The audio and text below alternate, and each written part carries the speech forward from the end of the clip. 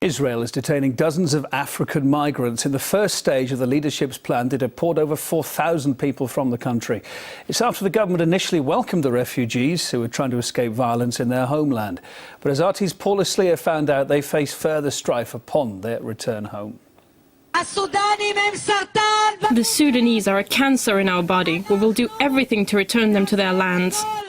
Strong words from a politician in the country built by those who survived the Holocaust. Sudanese to Sudan, Sudanese to Sudan. And even stronger words inciting racial hatred against African migrants. Prime Minister Benjamin Netanyahu has boasted loud that Israel is the only democracy in the Middle East. And yet it's his own politicians who are calling for this. We need to expel the infiltrators from the land of Israel, and we shouldn't be afraid to use that word. Many of the so-called infiltrators have already been expelled once. Fleeing poverty, violence and authoritarian rule, some 60,000 of them have crossed illegally into Israel through the relatively porous desert border with Egypt. Israelis warn of an impending demographic and economic crisis. These are people who experienced severe trauma in their native land. In Darfur, they saw their villages burned down.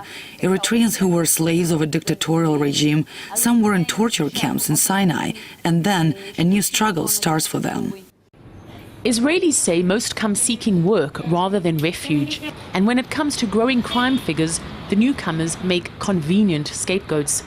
But the government cannot deport the migrants as they have a group protection. Those from Sudan and Eritrea, no matter what their circumstances, cannot be sent back because they face possible persecution. And so they stay, but without work permits and denied the most basic rights like shelter and food. I feel very scary.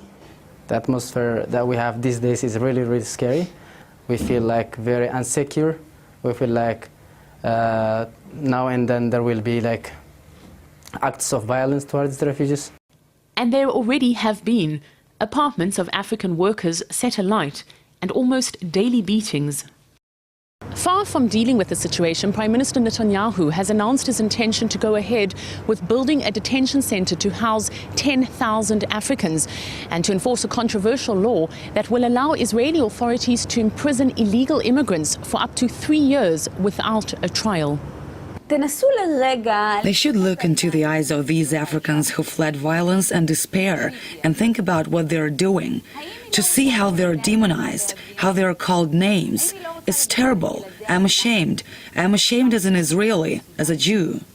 In recent months, street violence against the Africans has surged, all the more insidious because it seems to be getting the nod from above. Paul Aslia, RT, Tel Aviv.